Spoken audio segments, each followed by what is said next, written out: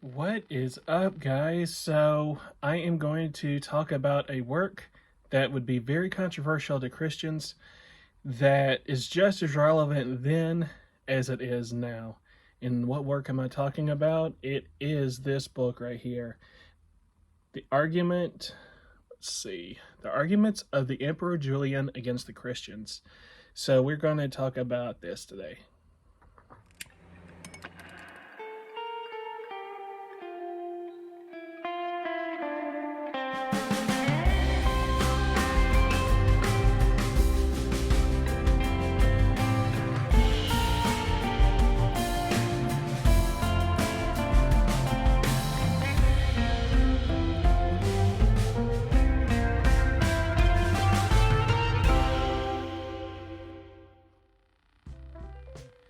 So, like I said, this is a controversial work today to the mainstream people, being the Christians, because this work is what it says it is, the argument of Emperor Julian against the Christians. For those that don't know, Emperor Julian is what's called the last pagan emperor of Rome, when he tried to revitalize the Hellenic worship of the gods.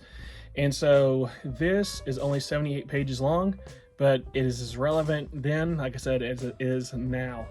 The reason being, the argument against how people just blindly believe their spirituality and condemning others for theirs. And that is the work that Julian was writing in this book that was recovered. And so that is his argument, is the hypocrisy of the church that is oppressing other spiritual paths, that they'll believe one thing and will reject the other, even though both myths are just as fantastic and crazy if you really look at it and believe it to be literal. And I'll give you a couple of examples that he points out to the church, or the early church, and compares it to Roman or Hellenic myth, except there's a difference. I'll explain.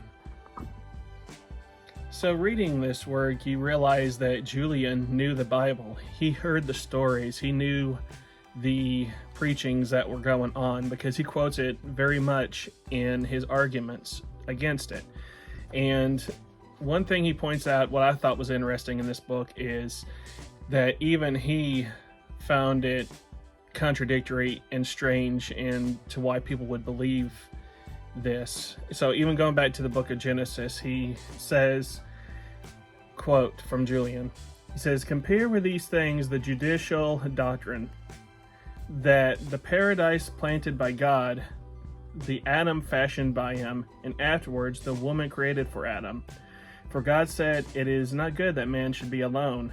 I will make a help for him. She was not, however, a help met for him in anything, but was deceived because the cause both to him and herself of being expelled from the delicacies of paradise was her.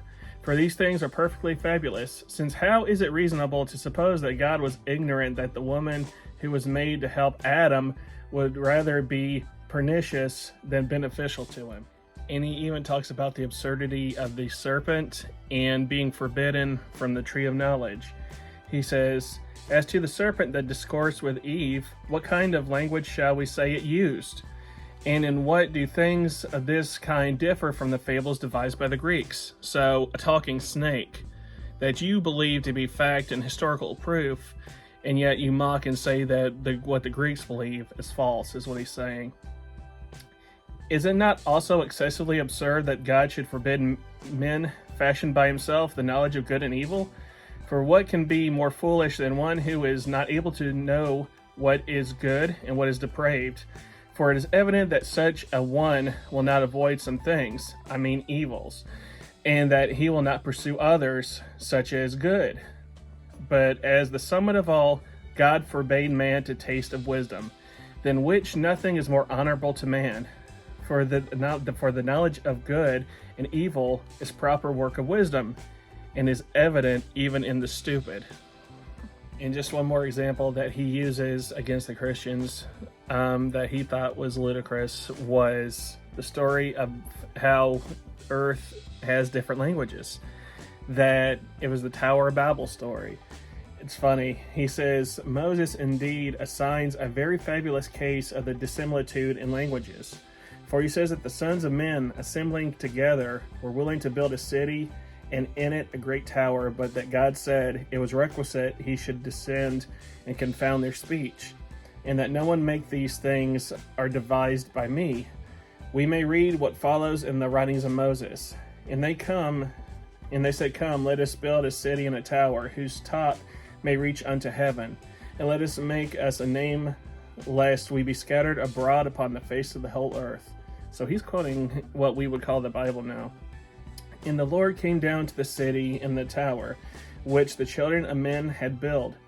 And the Lord said, Behold, the people is one, they have all one language, and this they begin to do. And now nothing will be restrained from them, which they imagine to do. So come, let us go down, therefore confound their language, that they may not understand one another's speech.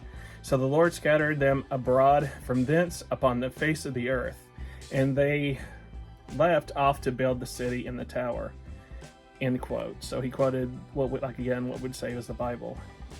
And then Julian says, Do you think it fit then to believe in these things, but disbelieve what is related to by Homer, who formed the design of placing 3 mountains on each other, that heavens might be accessible?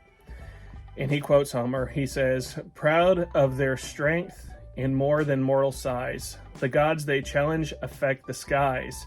Heaven on Olympus tottering Ossa stood, on Ossa Pleion nods with all his wood. And then what Julian says, For I say that one is like in matter, and one is like in manner fabulous with the other. But by the gods, why do you who admit the former reject the fable of Homer? He said, Why is one just as crazy sounding, but you believe that, but reject the other? And he goes on to say, For I think it's proper to be silent among ignorant men about the circumstance, that all men in every part of the habitable globe should have one voice and one language. Yet they would not be able to build a city which would reach to the heavens, though they should convert the whole earth into bricks. For an infinite number of bricks of a magnitude equal to that of the earth would be requisite to reach as far as the orb of the moon. For let it be supposed that all men assembled together, having one voice and one language, and that the whole earth converted into bricks and stone, when would they be able to reach as far as the heavens, though they were drawn out in extension finer than a thread? Do you therefore think that the narration, which is so obviously a fable, to be true? So like I said, this is a relevant book, just talking about how religious people, not just Christians, but they believe their gospels and their stories while condemning others for their beliefs and their stories. So, like I said, it's an interesting book, and it makes a lot of sense even today, sadly, because things have not changed really too much. So if that sounds interesting to you, and his arguments are pretty interesting, I definitely would recommend this book. And again, it is The Arguments of the Emperor Julian Against the Christians. It's an interesting read that I definitely say check out. And I will see you guys later. Bye.